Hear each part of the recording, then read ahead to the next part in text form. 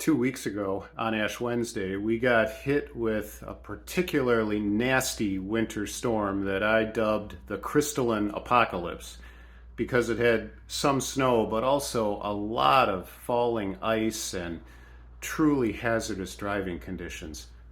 It prompted us to postpone our Ash Wednesday worship service, and we ended up having that service 4 days later on Sunday morning, complete with the celebration of communion and, yes, the imposition of ashes with an ash cross being placed on each of our foreheads.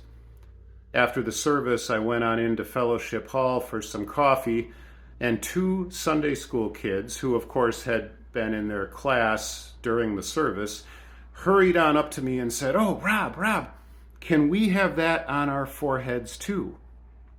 And I said, "Well, sure." And I spotted one of their parents and I double checked and they said, "Yeah, that would be fine." And I said, "All right, guys, let's go on over to the sanctuary because that's where the ashes still are." And I asked them, I said, "Do you understand why it is that we do this?" And they said, oh yeah, it's because of Jesus."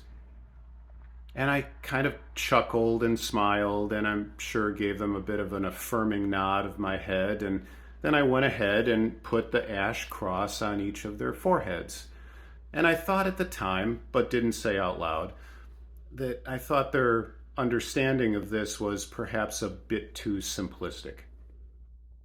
But later I reflected further and I thought, no, in fact, their response was exactly right. What better response could there have been? We celebrate communion because of Jesus.